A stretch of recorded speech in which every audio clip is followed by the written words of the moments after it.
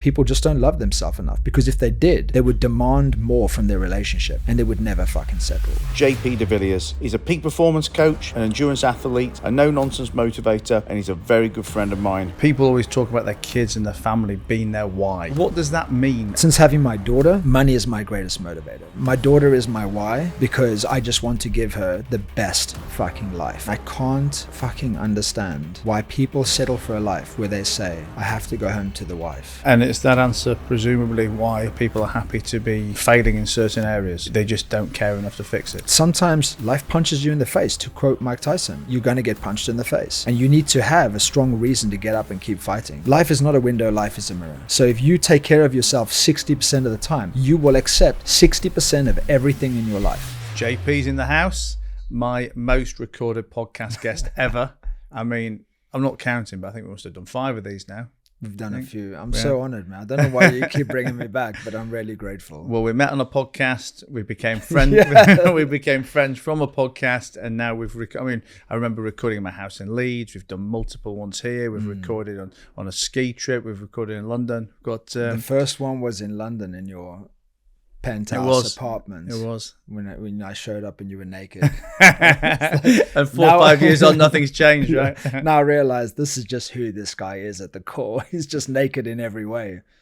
So happy to be here, man. But I love with ours that there's no effort. As I don't even have my laptop, I don't have any notes or whatever here, just because I know our conversations just, they just flow, and there's always, you've always got so much good advice to drop and stories to tell, and it's just effortless conversations. I love to learn from them. Everybody else gets value, so let's do it. Let's talk away. And likewise, obviously we say we've been on many podcasts together, but also you've been on mine. You've come to my events, you've done lives with me, spoken to my groups, and it's always the same both ways. Like, I don't need to plan anything. We can just fucking let it rip and let's just see what happens. So let's go. So the biggest, I guess, change or most exciting event in your life since we've last recorded is you've had a baby. Yes. You've had a baby, which and she is almost as old as Nelly. I want to say she's 15 months? What's 12, 13, 14, 15, 16 months. 16 months. Yeah. And obviously it was kind of on the QT in the beginning, and then she became a little bit more public on Instagram, and now she's on your Instagram more than you are. I'm expecting to see her do some burpees. Give some advice. Bro, it's funny. She actually, when I do burpees at home, she tries to copy me. No, doesn't. She just eats. But I guess let's talk kids. Let's talk about how it changed your life, because I know you'd always wanted kids. Yeah. I think it's always a funny thing, people wanting kids, because I always wanted kids as well. But we say we want them, but we also don't even know what that means, because it's one thing seeing somebody else's kid or enjoying having a cuddle with somebody's kid for an hour, but it's obviously materially different to than having your own. So how does now having a child compare to what you thought it was when you said, I want a kid in my life? Bro, well, first of all, like, respect to everyone that can't be in this position, but my life hasn't really changed much because of having a full-time nanny, which I'm sure you appreciate as well. It just makes it very fucking different. Could I have done it without a nanny? I don't know. I really don't know, because it requires they require your attention all the time. But I went into this almost contractually, if that's how you say it, saying that we will only do this if we have a full-time nanny. So my life hasn't really changed that much in terms of like what's expected of me, but in terms of the joy in my life, like I feel quite emotional, and we're just getting started. I've never experienced joy like this in my life. And I remember being like 20 years ago, visualizing having a daughter, and I don't know why it was a girl. It was always a son for me. I was going to have a little boy to train up, and then I got punished. I got punished by having daughters as my karma. So in my 20s, I would tell people that I can't wait to be a father, and I would tell people every day I visualize, not every day, but I always visualize my daughter holding my little finger. And 20 years later, from when I first envisioned that, that's now become a reality, and it's just the best feeling. Like when my daughter reaches out for my hand and just wants to walk with me, it's like greater than anything, you know, running ultra marathons, medals, certificates, flying in private planes, and there's nothing that compares to that feeling. And she's become our greatest motivator. And so I was going to say, you know, your why, and, you know, I guess why motivator, you know, same kind of, well, putting not the same word in a way. I guess, you know, there's the motivation you have, and then there's the reason you do something. But, you know, people always talk about their kids and their family being their why. Well, not everybody talks about that, but so some people say that the family or their kids are their why. What does that mean? I mean, what does it mean to you? But because I know you very much say the same thing about Mila. But what does that really mean to people when, you know, when you have a why, and how do you use it to motivate and focus? I often say that obviously I coach mostly executives and business owners, and I always say to them, skill is not enough. There's a reason why not everyone can win, and that's because psychology trumps skill. And what gets you to not just win when you're playing at the top level, but what really matters is how you thrive under pressure. When you're having the fucking kitchen sink thrown at you, when you are in the valley, when you feel like you're sinking, you need to have very strong psychological skills. And one of the things that you can always depend on is, why do I need to keep fighting? That's it. So when you are in a boxing ring, to use that as a metaphor, what gets Tyson Fury to get up is his why. What hopefully will get Mike Tyson to beat Jake Paul is his why. It's never the how. It's always the why. Because the how has to do more with strategy, technique, with your, you know, your plan, whatever you've set out in front of you. But sometimes life punches you in the face. To quote Mike Tyson, you know, you're going to get punched in the face. And you need to have a strong reason to get up and keep fighting. And I call that spiritual fitness. Like, some people just don't have it. But can it be money, or does it have to not 100%. be money? I'll tell you something. I love a luxury lifestyle. I love freedom. Freedom is my highest value. But money has never been a motivator for me. I could quite happily, for the rest of my life, fly private with you or go on another friend's yacht and do all things. And I don't need to own any of that shit. I love the lifestyle, but money has never been a motivator for me until I had my daughter. Everything fucking changed for me. My first ever coach said, "What's your number?" I was like, "What do you mean?" He was like, "You got to have a number, 10 million. I was like, "Man, I just want to inspire loads of people. Like, I don't care about the number. If my life matches the effort that I'm putting in, I'm happy. I don't care how it comes to me." But since having my daughter, money is my greatest motivator. So actually, you said it's the same, but it's not the same. My daughter is my why. Money is my motivator, because I just want to give her the best fucking life. I had so much scarcity growing up, and the result of that was watching my parents suffer every month, watching them with no month at the end of the money, watching them always complaining, going to a job that they fucking hate, and then just drowning away their sorrows in alcohol. I refuse to give my daughter that life. Like, even now, nurseries take kids from 2 years old. Generally, I've already got her in an incredible university that's at a private school level in terms of like Thailand, what you will pay in Thailand, because I want the best life for her. I want her to speak fluently in English and Thai, because she's half Thai, by the age of her being 2. And I want to put her in the best school throughout her school career. I don't want to put her in a normal school. I want to put her in a school that supports her values and drives her towards her passions, etc. And I can't do that with namaste. You say her values. How do you decide now, as a parent, with someone who's got very strong values yourself, the one that's just immediately springing to mind is being a vegan? How do you decide when she's allowed to develop her own values? So I don't eat meat, as you know. I don't have moral reasons for not doing it. You know, obviously I don't want to hurt animals, but, you know, that's not why I don't do it. I just don't eat meat because I stopped at school 30 odd years ago and just never really got back into it. But both Harley and Nelly, I've never bothered what they did. You know, Harley's gone through periods of being a vegetarian. She's gone through periods of being a vegan. She's gone through periods of eating nothing but spaghetti bolognese. And you know, I don't want to cook it for her because I don't really like touching meat. But you know, if she's in a restaurant and she orders a spaghetti bolognese, I don't care what she does. Now maybe the answer is just my values aren't strong enough in that respect. That's why I'm not hammering it home to her. But how does that impact on you? And you know, where do you think the difference between yours and her values come in? That's a very good question that I'm sure a lot of people are wondering, and hopefully it'll give a lot of value to people that are parents. I can't force her to do anything, and I won't. The only thing I can do is be the best guide to her. But I do strongly believe that if it's under my roof, it's my rules. Sure. And I got brought up that way. My stepfather, who was my father for most of my life, he was a military man, and that's how I grew up. My roof, my rules.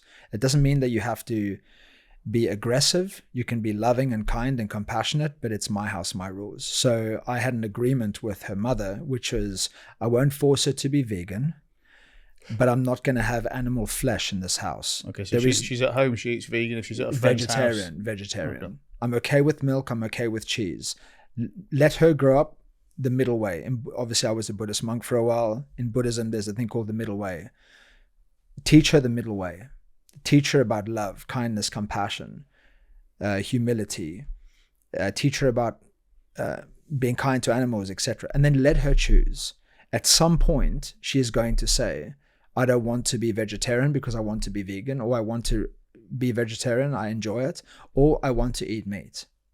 I fully respect her. That's her choice. But until she has the consciousness and she starts questioning, why am I eating this way? And do I want to eat in a different way? She's fully free to do that. But until that point, it's my house, my rules. What do you think, now you're a parent yourself, some of the biggest mistakes other parents make are? And also, why do you think so many highly successful people have such terrible relationships with their kids? Coaching for 20 years, I've seen many of these people just work, go home to a miserable relationship. And I can't fucking understand why people settle for a life where they say, I have to go home to the wife. Like, I've just never understood that from as early as I can remember. Like, you don't have to do anything. If you have that kind of energy and intention around your relationship, why are you even in it? From the female perspective, the male perspective, thinking of their wife, I have to go home to the ball and chain. Like,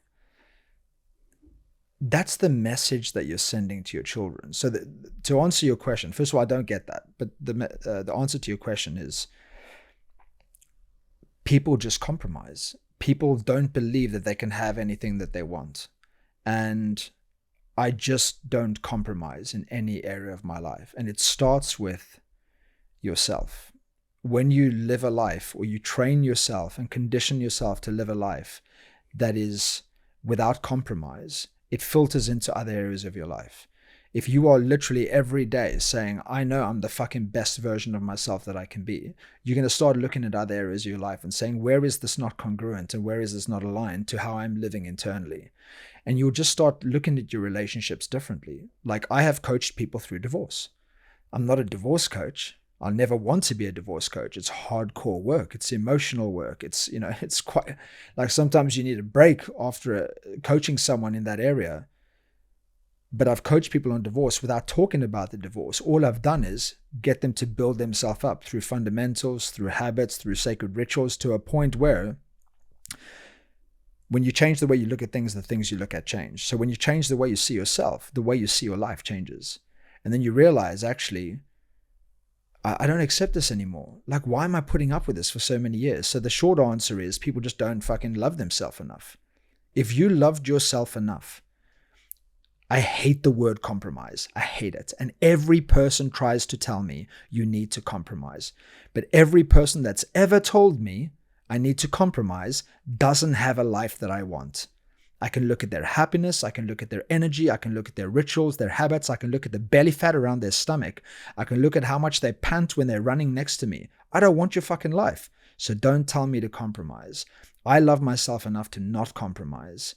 And if I have to go through battles to not compromise, if I have to suffer to not compromise, if I have to go through challenges in my life and business relationships to not compromise, I'd rather choose a life without compromise than a life that is less than the one I know I can have.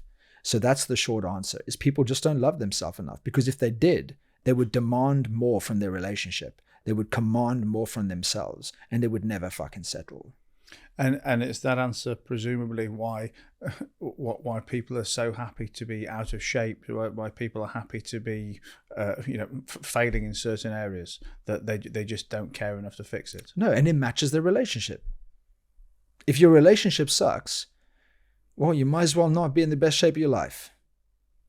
If you're 50% happy in your relationship, you might as well be 50% happy in yourself. And actually, the other way around, your life is a mirror.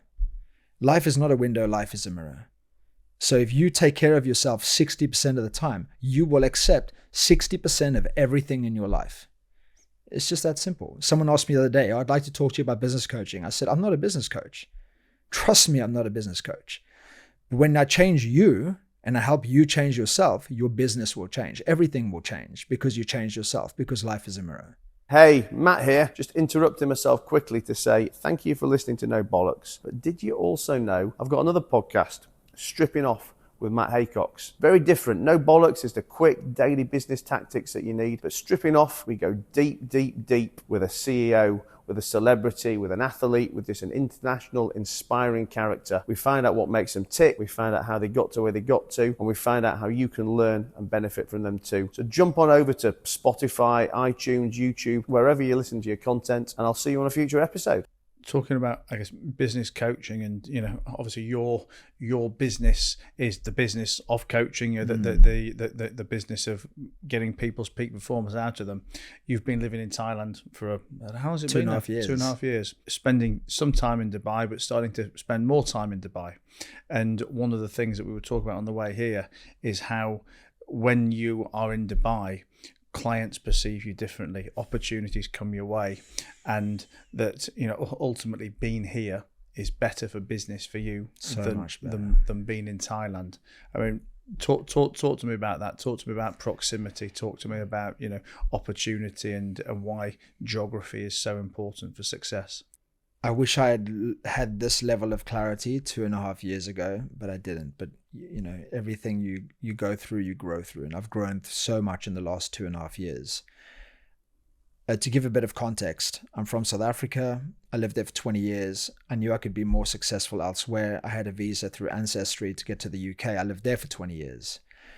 But then after getting hit by a car and having a wake-up call to life is really short, I was like, I love the sun. I love fitness culture. I love being by the ocean. Why am I still living in the UK, in the middle of England? I was like, I just don't want to be here anymore. So I thought, okay, I'm going to move to Dubai, set up my business here, residency, everything. Then I was skiing with you in Austria, and it was March 1st, 2 years ago. And the borders opened up in Thailand after COVID. And I was like, what the fuck am I moving to Dubai for? I've loved Thailand for many, many years. So I moved to Thailand. In hindsight, it was a very selfish thing for me to do, because all I was thinking, I did go through a divorce, which was tough. And I just was thinking, I just want to go live my life. I'd always lived my life for my partner. Even I ended up, after 20 years in relationships, I ended up with my wife living a stone throw away from her parents. So I was living her life than I was living my life. But I was always telling people, I need to travel loads. I need to travel loads as values. I just wasn't happy being in the UK, which is why I needed to travel a lot. Now living in Thailand, I don't want to travel because I love Thailand so much. And also I love Dubai so much. I've traveled to like 20 something countries. Honestly, I don't know if I need to travel anymore. Like, maybe if someone invited me to something, but I don't feel the need to travel anymore because I'm so happy in my environment. But I did it for me.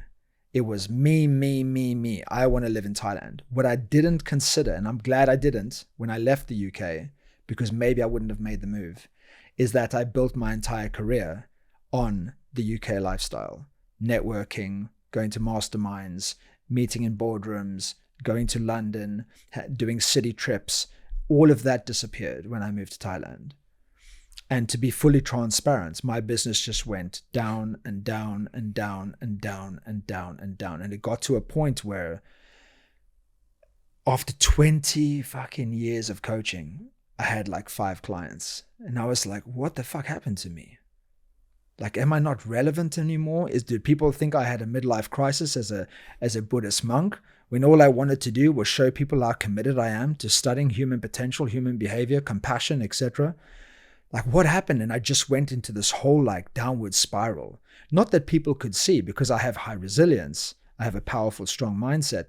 But internally, I was like, what happened? What happened? What happened? So I just kept going into what I know so well, which is resourcefulness. And I started reaching out to people. And the consistent feedback I got was, including from my own clients, who are business owners, leaders in business, 3 million turnover upwards, to 10, 20, 30 million. They were like, none of us want your life in Thailand. And that hit hard, because I was like, they're right. I've never had a private client of mine say, I want your life in Thailand. I moved there for me. And I realized that if I really am about service, if I really am about impact, about influence, I need to, like Jay Shetty, move from London to New York, then realizing you could be more influential in LA. I needed to go where my clients were. I needed to go where the money was at. And I needed to go to a place that could position me in alignment with what my clients think they want. Because they think they want status, they think they want wealth, they think they want women, etc. But what they really want is self-love. But I'm trying to sell them what I know they need, when actually I should be selling them what they want. So I did a trip back to Dubai. And I was just like, I'm just going to go, because obviously, I've spent a lot of time here. For the listeners, I've been coming here. It's been my second home for many years, maybe 8-9 years. And I started coming in, rather than posting pictures of me topless in the gym, outside on the beach, and living this Thai life, I started posting pictures of me with the buildings behind, the fountain, the beautiful architecture of Dubai, having successful dinners with successful friends. And just like that, bang, bang, bang, bang. Not just new clients, but even old clients that I'd been trying to keep in the loop, or trying to keep them working with me for the last 4 or 5 years. All of a sudden, I'll get like one guy message me, it's time for me to re-engage in coaching. And it's like, nothing's fucking changed. You're still doing the same thing. What's changed is how you've perceived me. So in short, that's a very long answer, but I hope it was valuable and helpful to someone. But in short, your environment is everything. And I've spoken about that for years. I've coached on that for years, but I've rarely seen it at a deep level of awareness and understood it, that you can't go to anywhere if you really want to achieve your full potential. You need to go to the environment that supports and challenges and encourages you to be that best version of yourself, and also to be around the people that are better than you. Not just people like yourself. It's people that are better than you. And Dubai is just, abundant with that, right? It's the best place in the world, in my opinion, for business. And I love the culture. I love the lifestyle. I love the people. But I've been here now in the last 2 months, I've been a total of 3 weeks. I've had more meetings, workouts with people like us this morning, calls, online meetings, face-to-face coffees, lunches, dinners in 3 weeks than I've had in 2.5 years in Thailand. And also, most people, not everyone, and realizing in hindsight, unfortunately, most people go to Thailand for 3 things: to relax, to party, and to fuck. And I'm just not interested in those things. At least not maybe one of them. Okay. I'll leave the guest to figure out which one. But I don't drink alcohol. I don't even drink caffeine anymore, or consume caffeine. I don't have any vices. I don't do drugs. I don't drink alcohol. Like, what am I doing surrounding myself or putting myself in this surrounding? And actually ended up with me having no friends, because I don't want to go out and drink. I just don't want to do it. We're in Dubai. I don't have to do that shit. I don't have to relax on a beach. I can go and talk to people about success and business and purpose all day and never connect with enough people. I have to turn away half of the people that want to meet me. I don't have to party. Even if I do, it's more, in Thailand you say sabai. It's more relaxing here. It's not like, oh, let's get, messed up. And I can just focus on what really matters to me, which is being purposeful and living a passionate life that's driven by wanting to make an impact And I connect with so many people at that level here in Dubai, whereas I don't connect with anyone like that in Thailand. You mentioned a minute ago when you were talking about, did some of your clients, think that you'd had a midlife crisis and, gone to pursue the monk life. Obviously, you train peak performance people, whether that could be athletes, that could be business owners. Now, to my in my mind, there's almost like chalk and cheese between super successful peak performing business owner and what appears to be a monk. What are the learnings that you get from the monk life that you can translate to help somebody who absolutely doesn't want to be a monk? They just want to be more successful at business. I really appreciate this question, and hopefully I can clip this out and use it for my own coaching, because I really want people to understand that I only did that for one reason, and that's to be a better coach, to be a better human being and a better coach. At the center of Buddhism is what's called the three poisons. And it's the three things that cause the most suffering in our life. So 2,500 years ago, it's been around a long time, and it's still taught at the center of Buddhism, at the core of Buddhism to this day. If you learn about Buddhism, the first thing you're going to learn about is the three poisons. And it's the three things that cause all human beings suffering. Number one is greed. Wanting more of what you want, which means you can never have enough. Number two is anger. Not wanting what you don't want. So you're constantly pushing things away, which means you're never happy where you are.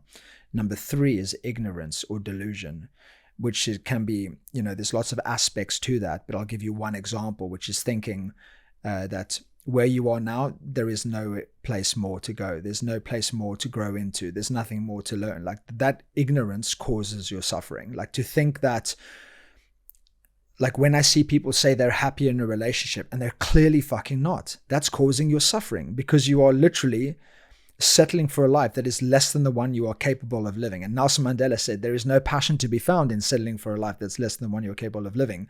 So ignorance, anger, and greed, these are the three things that cause our suffering. And these are the three things that I do bring into my coaching.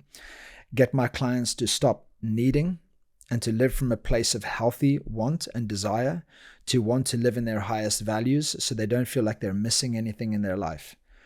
Taken from one of my Buddhist monk teachers, I speak a lot about values, as you know. And when I was talking to him about values, because I've befriended monks, they've stayed at my house, they've come to visit me in Phuket. I'm running a retreat, a conscious leadership retreat in Thailand in January. The monks are flying in to come and serve my guests. So I've got a very good relationship with them. But I had a chat to them about values, and they were like, "Oh, JP, that's very good."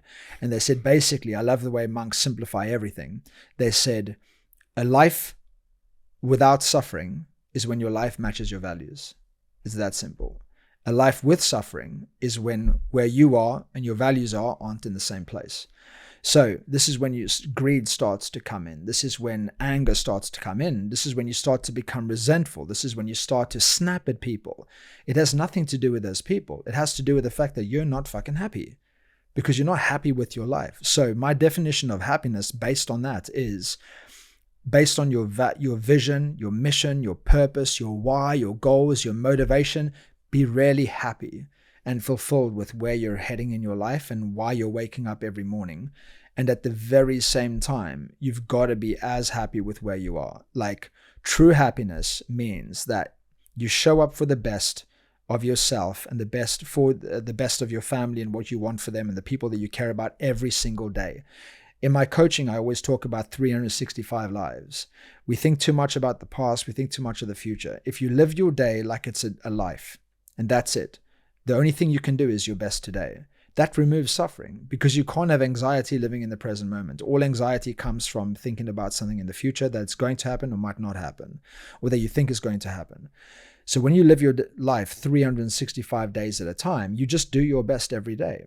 And if you were doing your best every day, being your best every day, to have the best every day, you would just want to live according to your highest values. If I told you you had one day left to live, you would just go do the things that brought you the most joy. You would go hang out with your daughter. You would go hang out with your family. You would call your family. You would go do things that make you really happy. So happiness is being happy with where you're heading, and at the same time being as fucking happy with where you are. So that tomorrow, if you die and you see your own death happening, you go, fuck, what a ride. What a ride, because there's nothing missing. So in short, it's their life is aligned to their highest values, and therefore they're always clinging to things, they're always pushing things away, and they're living in ignorance. What's an acceptable level of unhappiness to be realistic? Because I know, like, you know, people always like to say, oh, well, you know, I live my own life on my terms, I only do what I want to do.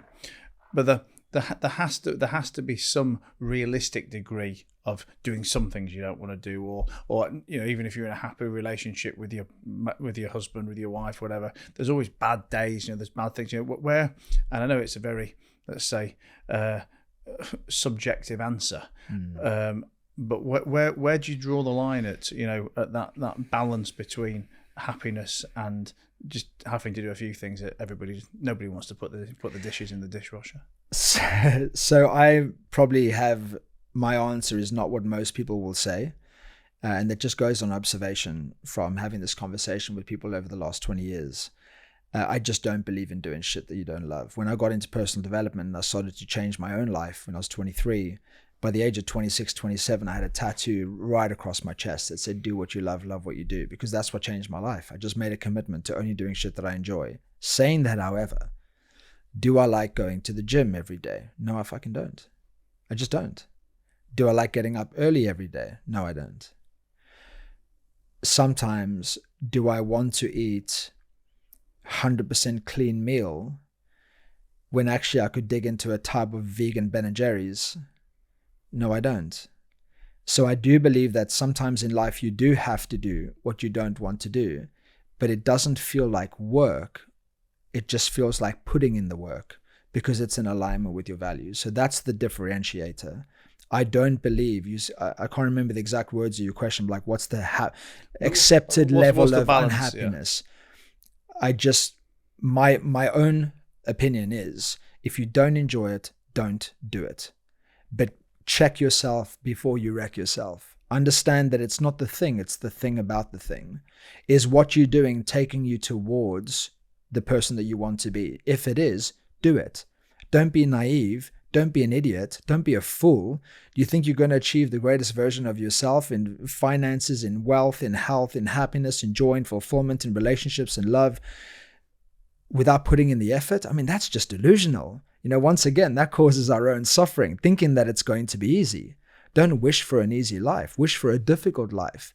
And then create the version of yourself that you need to be to attack that difficult life so you can be who you want to be, do what you want to do, have what you want to have. So in short, it's look at what you're doing and ask yourself, if where you are is point A and everything that you want to be, do, and have is point B, if doing the thing takes you closer, keep doing it. If it doesn't take you closer, get out. Stop doing it. Doing the same thing over and over again, Einstein quote, and expecting a different reality is the definition of insanity.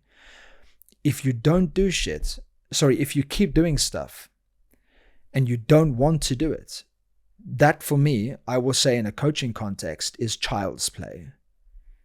Like, no one's going to make you change. Recognizing, accepting, acknowledging, and then taking responsibility for this thing doesn't make me better, and ending it or changing it, that is grown-ups work. And unfortunately, some adults just aren't grown-ups. Like, always complaining about being fat. It's child's play. A leader doesn't complain. A leader finds a solution. So if you're going to be a leader and lead yourself, stop complaining. And if something is feeling like hard work and you know, trust yourself, go within yourself. Don't ask other people for advice. Go in meditation, in reflection, in journaling, in silence, in solitude. Ask yourself, is this taking me towards? If not, get rid of it. Eliminate it. Delegate it if you have to. And I've just done that over the years. And is my life perfect? No, but I can tell you without any doubt whatsoever, I've written letters to my families and said, I do crazy shit in my life. If I die, please don't be sad, because I've lived a gangster life. I really have. But one thing I know for sure, my life might not be perfect, but I just don't have regret, because I just don't do shit that I don't want to do. And I don't hang around with people that I don't want to hang around with. I don't have friends That's a joke, obviously, but I have a very small circle of friends. Just on that thing about not doing anything you don't want to do, you just mentioned a minute ago about getting up early in the gym. I didn't totally understand what you were saying. 'Cause are you saying that, well, you said, do I always wake up and want to go to the gym? No. Do I always want to wake up early? No. But is it taking me, closer to where I want to be? So I guess what you're saying is I don't want to get up early, but I know getting up early gets me closer to where I want to be. But what if sometimes, do you ever sometimes wake up and think, you know what, fuck it, I'm going to press the snooze button? 100%. Right. Why? Why do I do that? Because you want to do it. No, because if you're constantly asking, assessing, and adjusting, I have a model called AAA self-assess.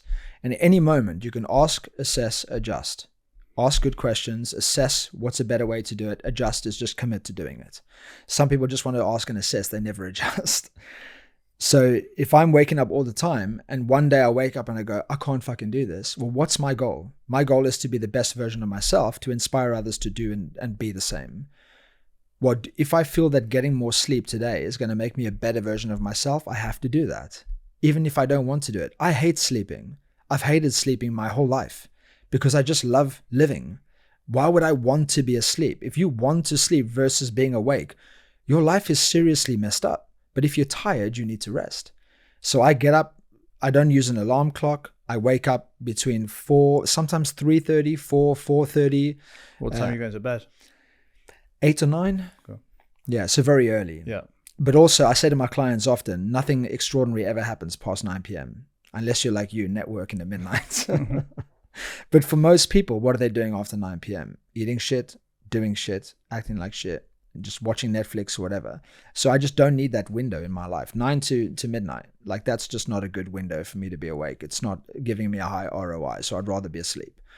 And also I don't drink alcohol. So why do I need to be asleep? Why do I need to be awake then? But yeah, so to answer your question, it's if I need to sleep more, I sleep more. And I'm not going to push myself. My whole thing is high performance, mind, body, spirit.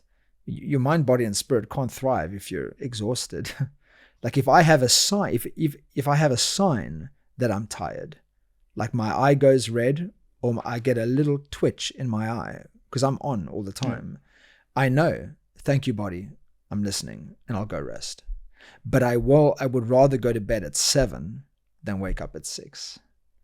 Because for me, that is just, I want to be the best role model that I can be. And anyone can sleep in. Not anyone can force themselves to wake up early. And I don't tell people to wake up early, but I just share my habits with them. And then my clients say, oh man, I aspire to that. And I'm like, good, you should. I'm so bad with the sleep. I mean, I wake up early, but I just can't. I can't sleep at night. I mean, like even now. I mean, what time is it here? 10 o'clock, 9:30, 10 o'clock.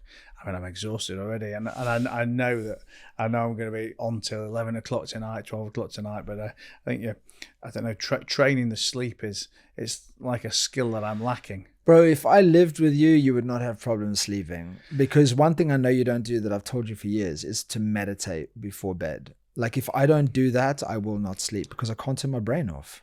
I think my issue as well though is, I mean, I can turn my brain off if it's things that don't particularly matter. But like, for example, like right now in my life as well, I've got so much shit on, a lot of problems, a lot of things that need fixing. Also living on a time difference as well. So, and I joke about it, but it's not really a joke. I mean, I spend 80% of my day talking to lawyers and, fighting in battles. And these are, a lot of this is UK stuff, UK's on a 4-hour time difference. So I tend to get up in the morning. I'll probably be out of bed at 6:30. I like to get an hour on my own before the baby wakes up, do some emails, have a bit of planning for the day. I'll play with the baby when she's up at say 7:30. I go to the gym probably 8:30, 9 o'clock. And, my Dubai mornings are quite chilled because, like I said, I'm working, my business is mainly UK business. I'm working on that time difference. So I don't really kick in properly until 11 o'clock, 11 a.m., 12 noon. And then I work a full day. But then by the time it's, let's say, dinner time and wind down for most, it's still only 4 o'clock in the UK. So I'm still doing a couple of hours. And invariably I'll be stuck in a problem, which is going on till 7, 8, 9 o'clock in the UK, which is 11, 12, 1 o'clock in Dubai. And I get into bed, my head's mangled, but it takes me half an hour to fall asleep, and then I'm up bloody 4 hours later, 5 hours later. I've probably woken up twice through a piss in the middle of the night, and so yeah, I need some strong sleeping drugs, or meditation. Yeah, I mean there is Xanax, right? I think that you should do whatever it takes to look at yourself in the mirror, metaphorically speaking, and ask yourself what's missing, and really like hold yourself accountable and responsible for changing that. And if you're missing sleep, or you're missing structure, or you're missing an early morning, anything that you feel should be in your life that's not, it's just about finding the way to do whatever it takes to make it happen. I have all my life, I've been like, I don't need pills for anything. My mind is so strong. For 5 years after my collision with that car, I was on sleeping pills. I'm not afraid to admit that. It helped me. What was going on? The pain, you couldn't sleep? Because of the discomfort first in the body, it was impossible for me to sleep. I would just, what's the word? Thrust? That's we don't need to say anything. We don't. It's an inside joke. It's an inside joke. Tossing and turning, maybe. Tossing and turning. Even that sounds dodgy. But then it was after that, my body started to calm down. When I got back into fitness, yoga, stretching, everything, I was still struggling to sleep. And the neurologist that I was working with was telling me that, okay, because you have post-traumatic amnesia, you don't remember it, but your body still remembers it. So every time you're going to sleep, this trauma can be activated. And sometimes I'll wake up in the morning and I would just be vibrating. Like my body would feel like it's like in trauma, like an animal shakes after trauma. And I'd be like, oh my God. I mean, this is like 2-3 years after the collision. So she just told me it's going to take a long time for your hormones to reset themselves, where your body believes that it's now safe to relax. So I relied on sleeping pills for a long time. And actually, it got to a point where they just kept telling me, keep taking them. And I was like this year, I was like, it's been 5 years. Like I've taught mindset, mind power, resilience for all of my life. Like I'm going to try something. I'm just going to tell myself that I'm not someone that needs sleeping pills. And I just like that, just threw the pills away. Xanax. Just that night stopped. Never touched one since. How was that first night? I slept like 5 hours as opposed to 8 or 9 hours, but I wasn't tired because I told myself that I don't get tired. I just said, I'm not someone that needs sleeping pills. And I just was like, I'm going to play a game. I'm going to see how strong the mind actually is, right? The placebo effect, which is incredibly powerful. The research has been done, the tests have been done, etc. And I was like, I'm going to try the placebo effect on me. And I'm going to tell myself, I don't need sleeping pills and I don't need more than 6 hours of sleep. And for most of this year, since that day, I've not taken a single sleeping pill, Xanax, and I sleep on average 6 hours a night. I train 1 to 2 a day, and I just never feel like I'm lacking in sleep. But to go back to what you said before, if I ever do feel tired, I will go to bed at 6 p.m. And actually, it's one of the reasons why the mother of my child and me are not together, because our lifestyles are so different. She's a normal human being. I'm not a normal human being. So she wants to be awake till midnight, and I want to be asleep. I want to be in a deep sleep by 8 p.m. But sometimes I go to bed at 6 or 7, and it just was like, it's like 2 different worlds trying to fit in one house. So we had to separate houses. Yeah. So I would love to know, having known you for how many years I've known you. I don't even know how many years, but it's been a while. Well, I've been in Dubai for 4 years, so we must have known each probably 6. Oh, because I met you just before the accident. Yeah. Exactly, yeah. So it's been 6 years.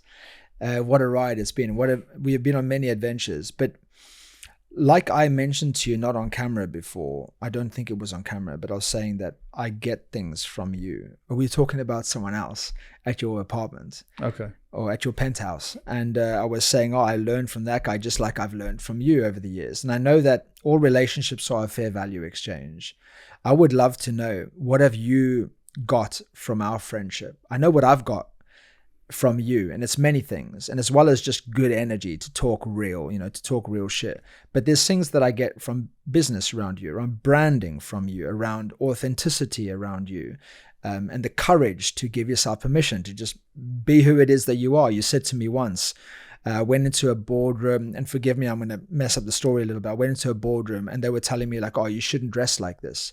And you were like, well, if you don't like the way I dress, why would I want to do business with you? I'll never forget that. And I've picked up a lot of things from you over the years. What have you got from our friendship? You always give much more eloquent and detailed answers and responses than me. But I think for me, it's almost just the oversimplification of the fact that it's very energizing and inspiring to be around you, or whether that's to physically be around you or to watch you from afar, whether that's I guess watching you getting up at 4 a.m. and doing your Thai boxing, or whether it's climbing Kilimanjaro, stood by your side. I mean we are very different people, and we live very different lifestyles, but I think despite, let's say, my journey and my direction, I've definitely the fitness that's a big part of my life now has definitely been from your inspiration, and I think no matter which way any one person wants to live, they can always take elements from other people to build what they see as the best version of their self, of which there's no right answer, but it's whatever's right for you. And I just think from the happiness, from the fitness, from the motivation, from the always buzzing perspective you are, they are the elements that I've either enjoyed watching or benefited from trying to take them in some small way into my life. And that's awesome, man. And it wasn't I wanted you to big me up. It's good to know, so I know how I can keep adding value to your life and keep pushing your buttons by taking you to the gym. But I think one of the key things that for me in what I just said for people to learn from is that it's about taking the right bits from the right people. Absolutely. And especially when it comes to success, people just, and this is normally, let's say, from unsuccessful people, and I don't say that in a bad way to them, but from unsuccessful people who are aspiring to money, and they very simply just equate success and money as one and the same thing. And they go, oh, wouldn't you love to be Warren Buffett, or I'd love to be this person, wouldn't you just love to be Warren Buffett? That's the first name that comes into my head.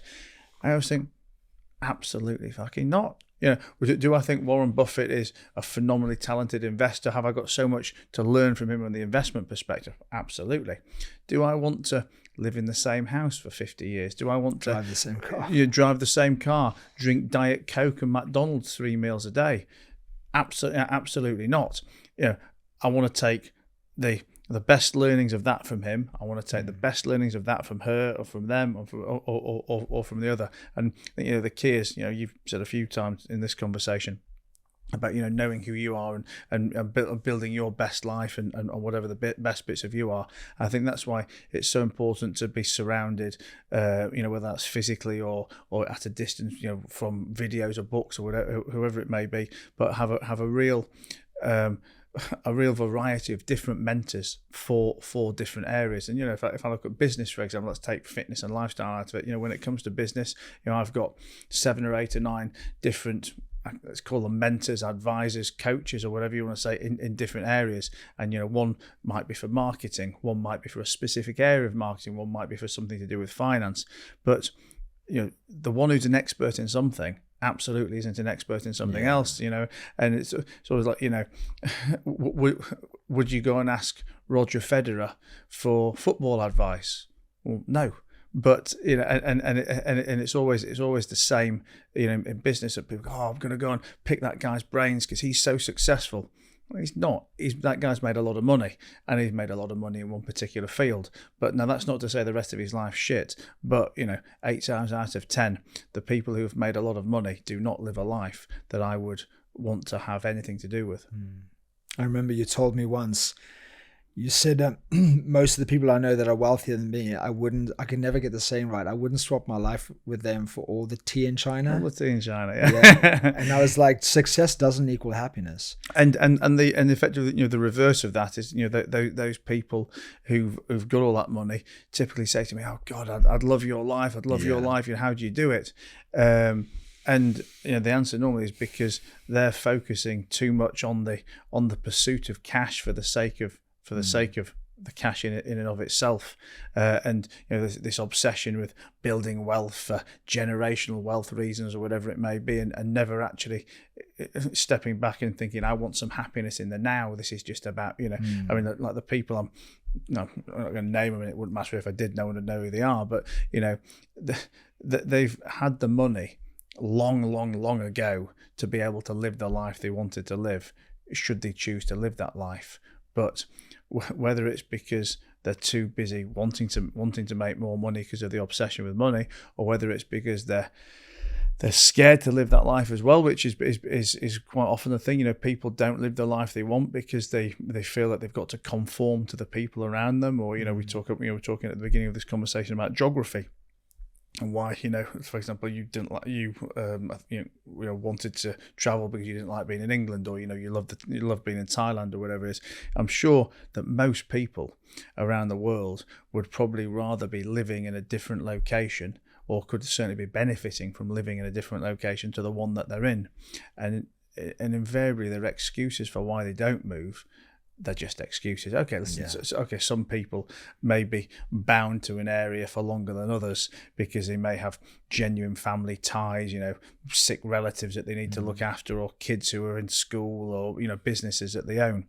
But even those things, they're not lifelong anchors. I mean, yes, a single guy with no commitment to his job can pick up his suitcase tomorrow and disappear.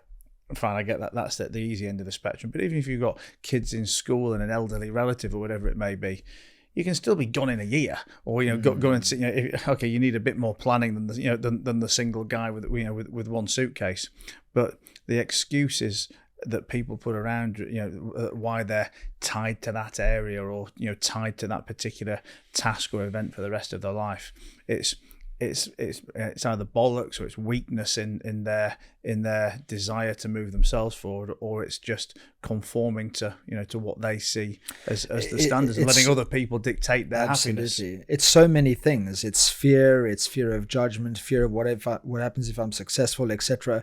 But it's also, to come back to what I said before, and not to sound woo-woo and fluffy, but it's just, I've studied this for 20 years, that they just don't love themselves enough. If you loved yourself enough, you would move. But you think, I can't for this reason, and you start justifying your life that is above average, maybe, and you start saying, this is good enough. If you truly believed you were the dog's bollocks, the bee's knees, you were a king, you were a queen, you would never accept anything less than what you believe you can have. And to go back to what we were talking about before, about what we get from each other. One thing I absolutely love about you, and I've told you this probably twice before in our series of podcasts that we've done over the years, is I know happy people that are broke. I know successful people that are unhappy. And from when I first met you, you've always been happy and successful. And that for me is something that is, you don't find that a lot. You see a lot of successful people that are just obsessed with the pursuit. And as a result of that, they're not really present. But I've seen you at a dinner, for example. I'm not bigging you up. I'm just sharing with people one example of how you can have both at the same time. I've seen you host a dinner where it's your dinner and the ego should be saying everything should be done for me, etc. And you're walking around and you're pouring everyone's glass of wine. I'll never forget that in Ibiza. No, it was the rooftop of the Address Beach Resort. And I'm like, this guy is fucking present. And that for me is one of the greatest successes that you can have in your life, is knowing how to be present in the moment. And yeah, I just want to acknowledge you for that. And I know obviously the pressure and shit that you're under currently, I feel like you're always under pressure because the level of games that you play, I mean, it's very inspiring. But I would love to know, we spoke about environment and geography before. For you,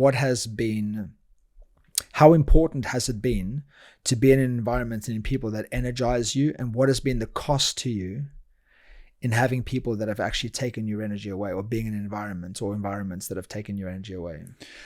So, I mean, I've always, maybe not, let's say, proactive, not proactive is the wrong word, but I've always probably ended up in geographies that have benefited me, that have moved me forward, and never living in them long term. But even when I've been from Leeds my whole life, I've still always gone and spent time in London, gone and spent time in Vegas or Miami or wherever it's been, and I guess put it accidentally or not consciously, put me around great people that have either been a benefit to business or been a benefit to personal life. But the first time I really saw it in and of itself was moving to Dubai.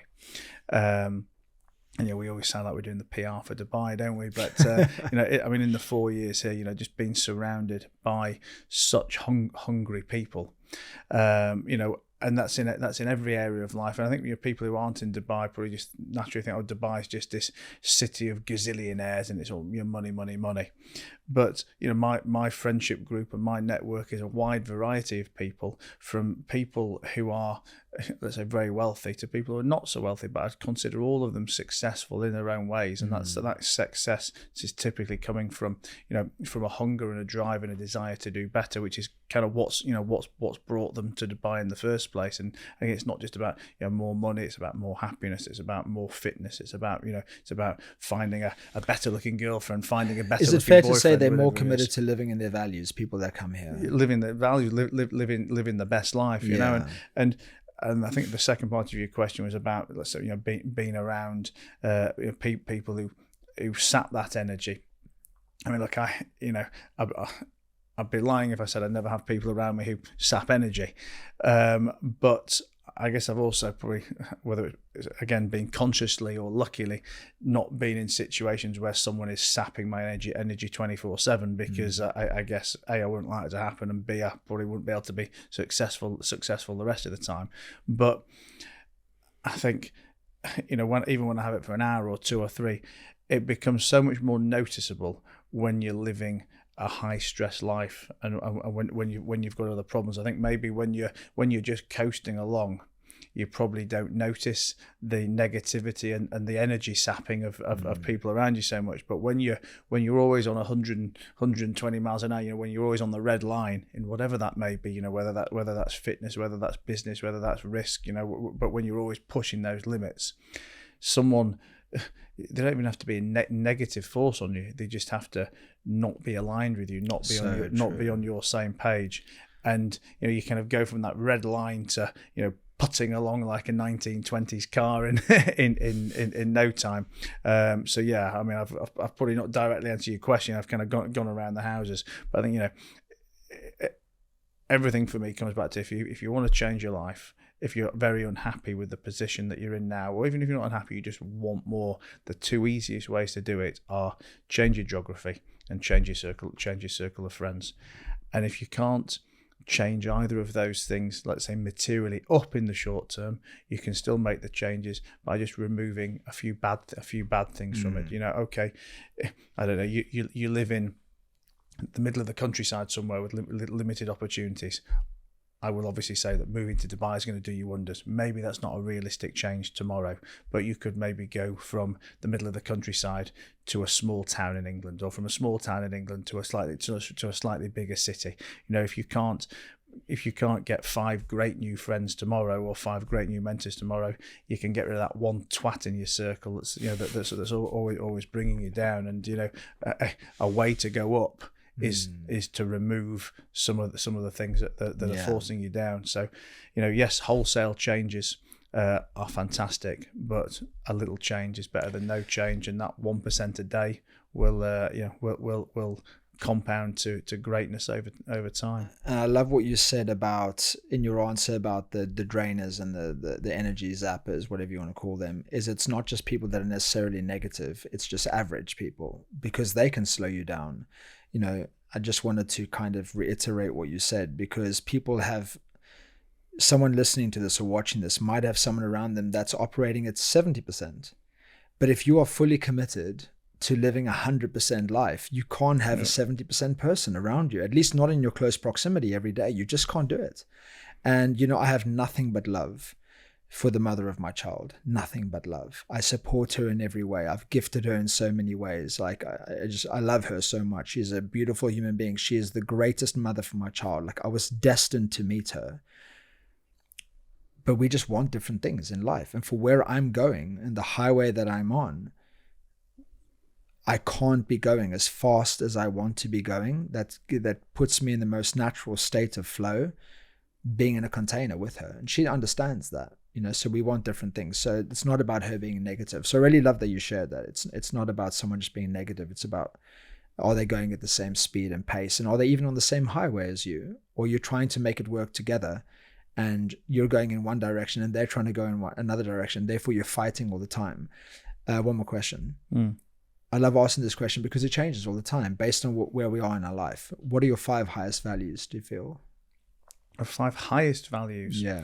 Just so I get it right, tell me exactly what you mean by a value. What things that are important to me? The 5 things that matter to you most in life. Well, listen, I'm from a feeling, not a thought. Okay, I'm going to give you 2. I'm going to give you 2. Why not? I'm going to give you 2 because I can give you 2 with good reason behind them, gotcha. without thinking too deep into the 5, because you've put me on the spot. Being a father again has been an amazing surprise. By amazing surprise, what I mean is, I obviously, listen, my relationship with my eldest, who's now 18, love her to bits. Had the best life with her, and she's given me the most enjoyment over the years. But never really wanted any more kids. Not because I didn't love what has happened between me and her, but because I always know that I'll be floating around the world, unlikely to maintain a stable relationship with the mother of my next child, and therefore just didn't want to put myself in a position where I would be an absentee father again, or not spend enough time with the child. So never wanted to really have any more. When I had this baby, it's kind of obviously brought me back into the game again, and I've been able to spend a lot more time with her than I got to spend with Harley when she was younger. It's because her mom and I had split up kind of early in the game. By the way, we had an amazing relationship. She couldn't have been any more accommodating to me spending time with her. But I was backwards and forwards to Vegas. I was floating around the world, and I just didn't spend as much time. So, loved being a father. I don't know if these are value answering questions, but also, in the high stress life that I've got, and particularly this year has been, one of my toughest years probably ever in business. It doesn't matter how shit everything is. When I put down a terrible phone call, or when I deal with a terrible email, or whatever it may be, I turn to her, who's got nothing but a completely different framing of life, and total innocence and total naivety, who just wants to drag me to the fridge to help her get a piece of cheese, and and it obviously puts everything into perspective, and makes me realize how insignificant everything else. By the way, I want to say insignificant. Listen, the businesses are my goals. The money is something I enjoy, but it all means fuck all compared to helping her get a piece of cheese out of the fridge. I'd like to say vegan cheese, but I'd be lying. It's vegetarian. That's okay. So that's number 1, and the second thing is fitness. Which and I say that as someone who has never had, nor probably ever will have, a 6-pack, and I've had my little tubbier times in the past, and maybe not so tubby now, but fitness has just been such a constant in my life over the last few years, and particularly the last 5 or 6 months, where I've been embroiled in a lot of business problems, in a lot of legal battles, and things that have consumed my headspace and zapped my energy and caused me high levels of stress. It would be very easy for most. I'm not saying that in a way that I'm so clever, I'm so good, because it's not me, but most people, I think, would be turning to booze, would be turning to drugs, and would be putting themselves to sleep at night by drowning the sorrows of the kind of terrible days that they've had, or that I've been having. And for me, it's kind of been completely the opposite way, that the one thing I've never allowed to fall out of my diary in this time has been my fitness, has been seeing my PT for strength, or been doing the runs and stuff on my own, because I think, it's given me that mental clarity during the day. I've woken up every morning to train and to feel better. And even, I think, I said to you, almost like in jest earlier, but not in jest, if everything goes wrong in business, then I don't want to be skinned and fat, and I think, but it's just, I think I operate on a better level with everything else that I'm doing, because I have that mental clarity, because I'm not boozing, because I'm not sniffing, because I'm not, because I'm training, and it's making that big difference. I'm not sleeping well, I'm not sleeping as good as I could be, and that would make a lot of difference. But so two values have been the fitness and the why. And if I have more time, I'd think about the other three. But I don't want to force them out. I want to give you two. I love two how also things you just don't want to say the value. You want to explain why it is valuable to you and why it matters to you. So, but family, let's call Nelly and Harley family.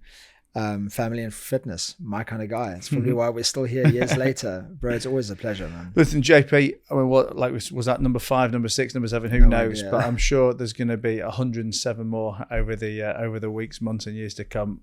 Love having you in my life, mate, and thanks for hanging out in Dubai. Likewise, bro.